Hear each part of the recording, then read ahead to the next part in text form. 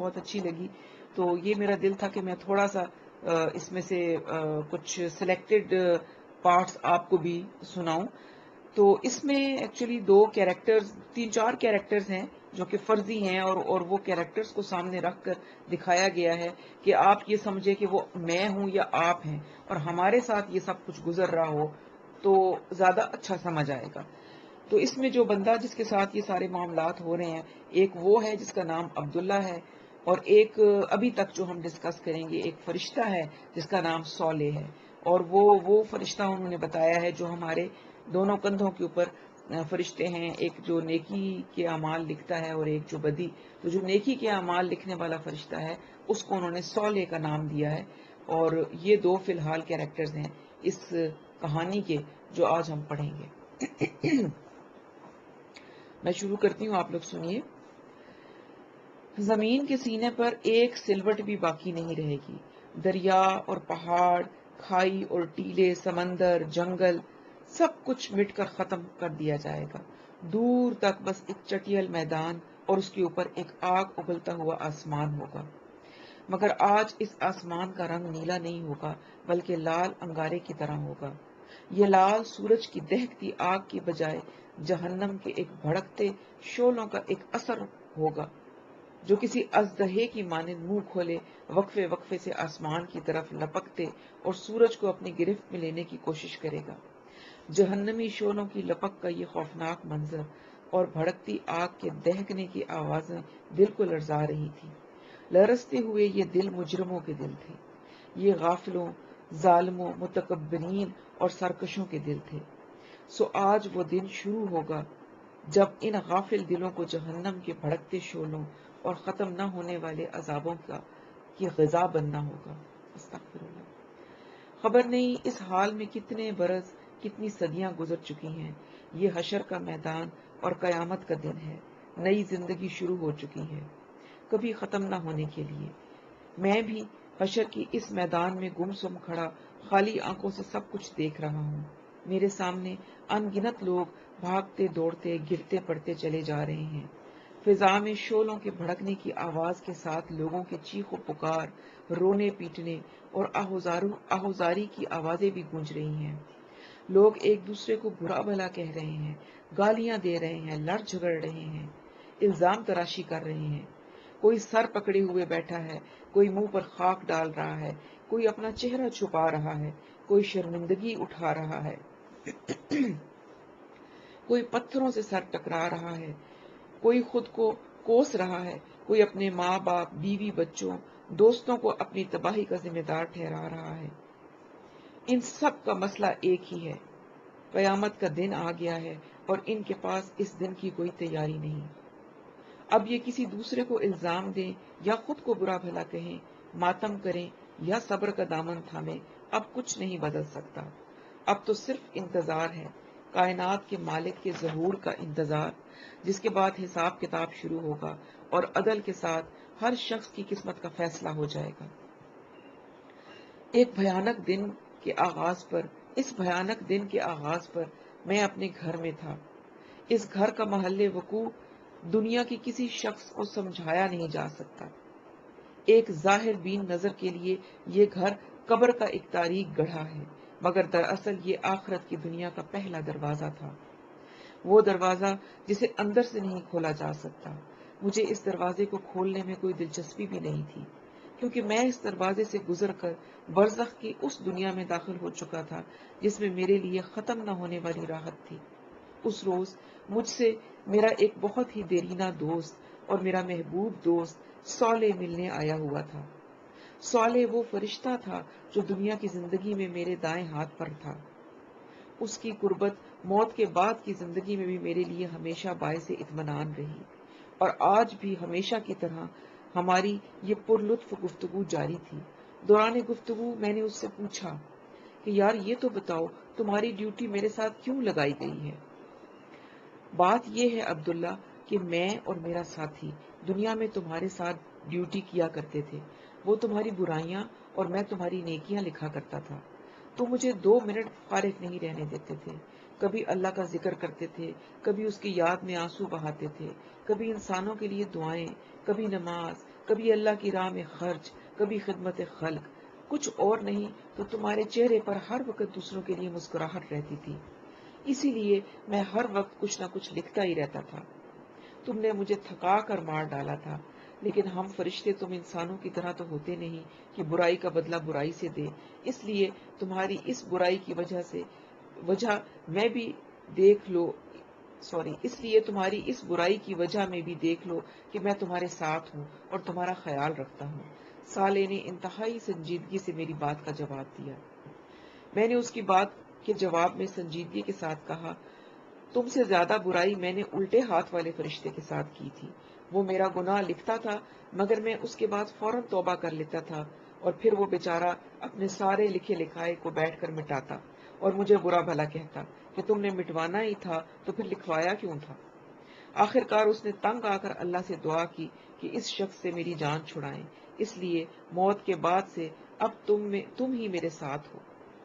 یہ سن کر صالح ہنسنے لگا اور بولا، فکر نہ کرو، حساب کتاب کے وقت وہ پھر آ جائے گا۔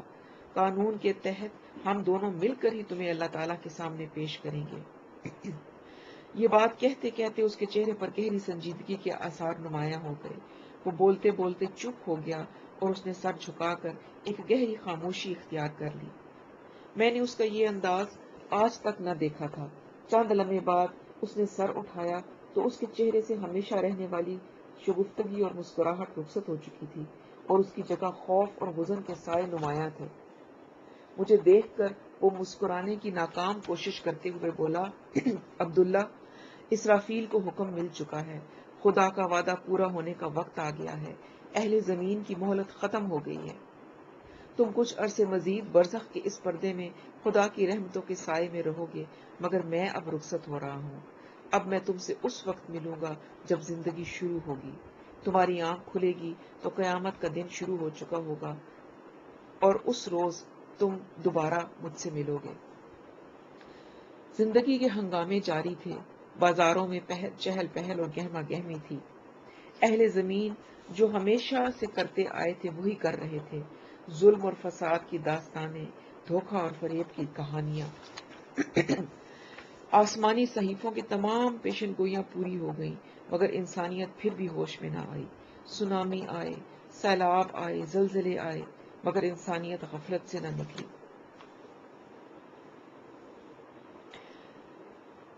موت ہر جگہ تعاقب کر رہی تھی، مصیبت نے ہر جگہ سے گھیر لیا تھا۔ آخر کار زندگی موت سے شکست کھا گئی، زندگی ختم ہو گئی، مگر اس لیے کہ زندگی کو اب شروع ہونا تھا۔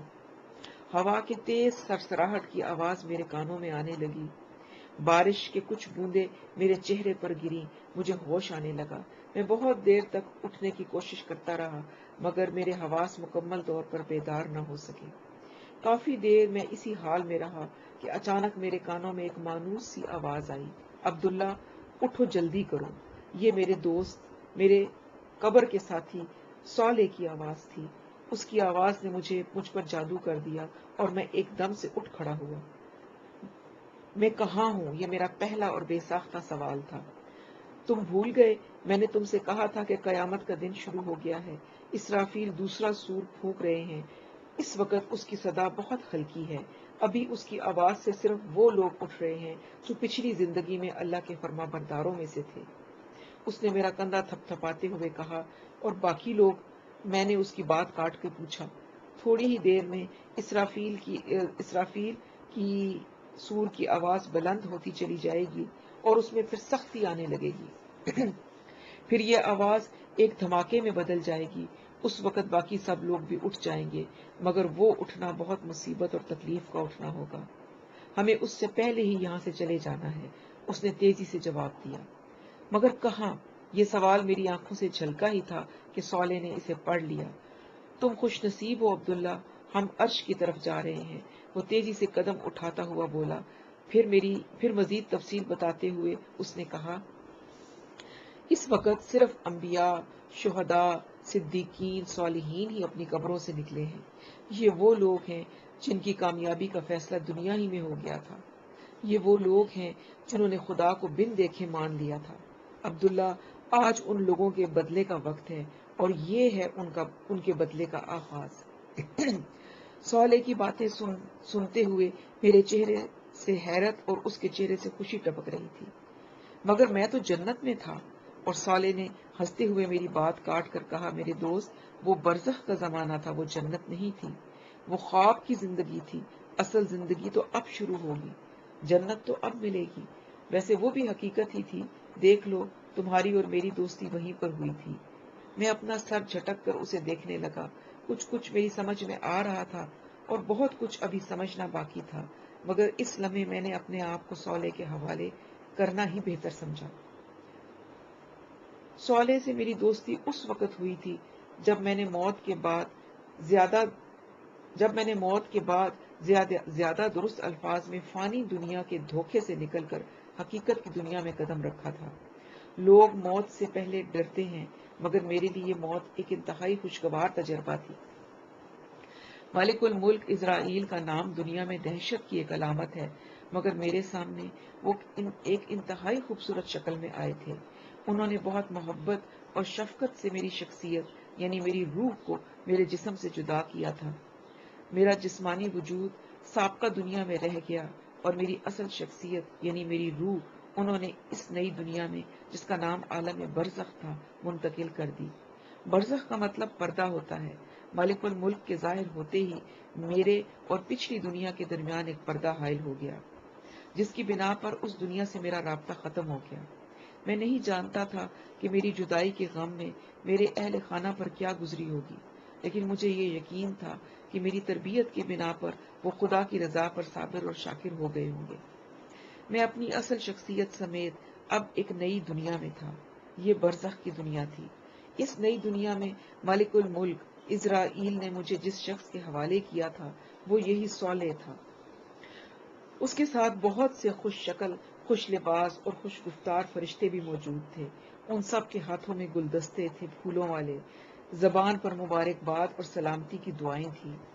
مبارک سلامت کے اس ماحول میں وہ سب مل کر مجھے یقین دلا رہے تھے کہ آزمائش کے دن ختم ہو گئے اور جنت کی عظیم کامیابیوں کے دن شروع ہو گئے۔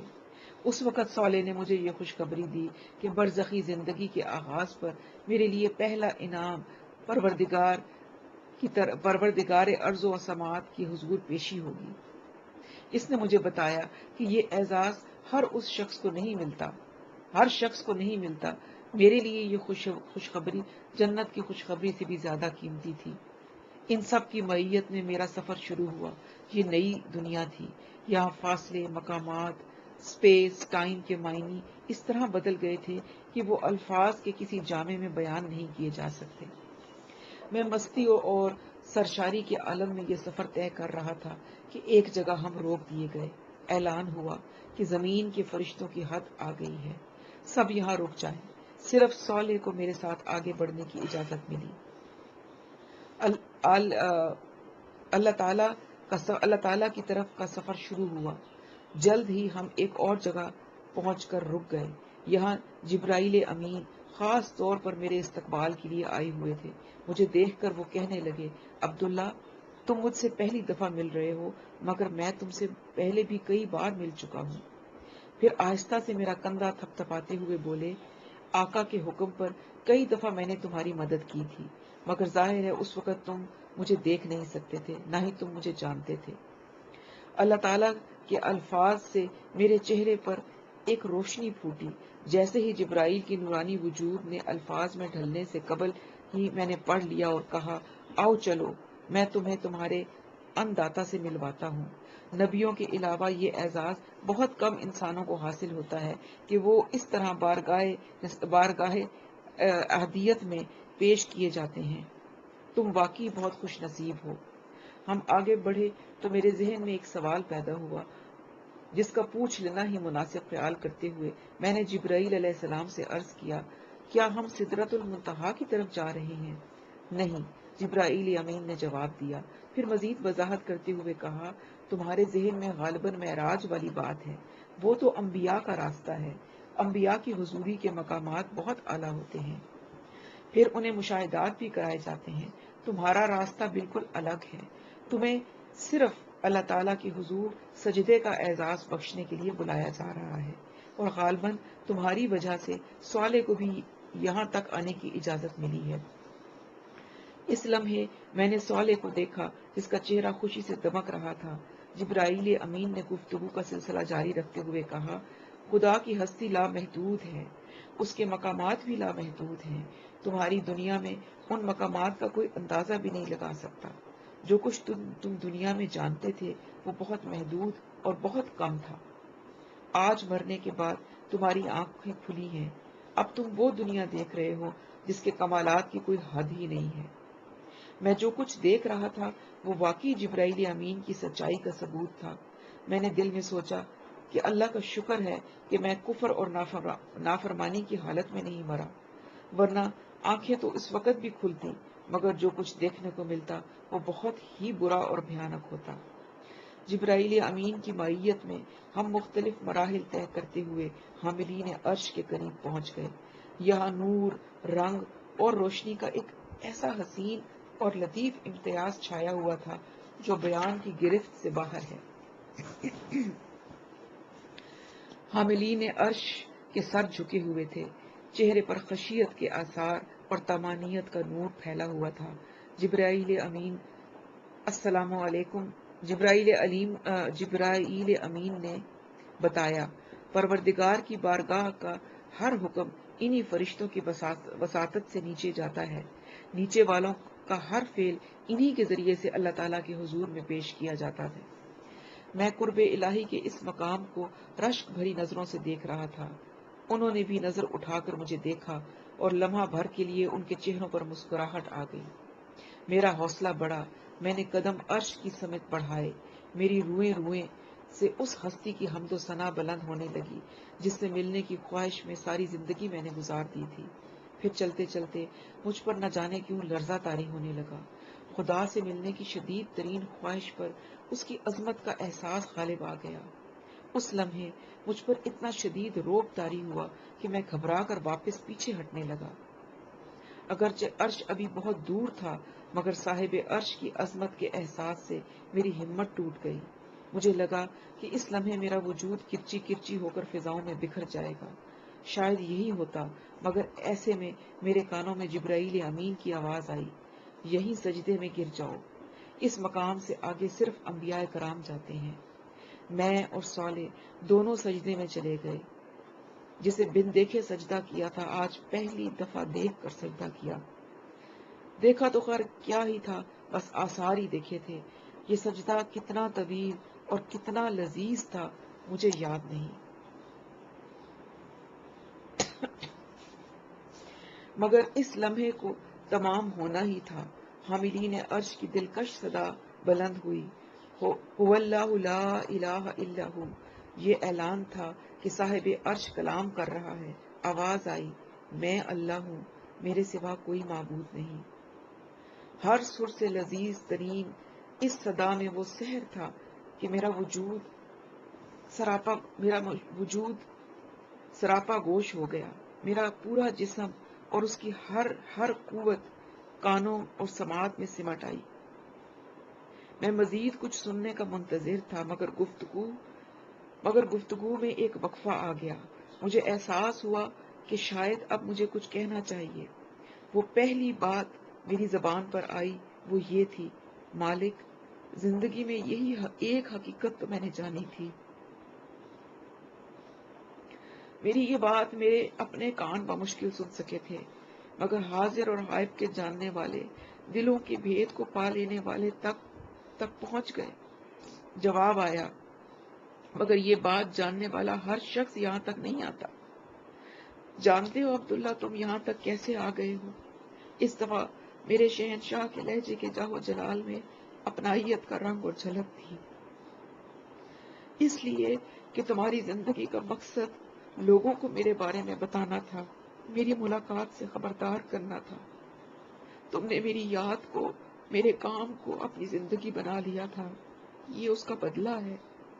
آسمان اور زمین کے مالک کی گفتگو اور آواز سنتے رہنا میری زندگی کی شدید ترین خواہش بن چکی تھی، مگر ایک دفعہ پھر مالک الملک اپنی بات کہنے کے بعد ٹھہر گئے۔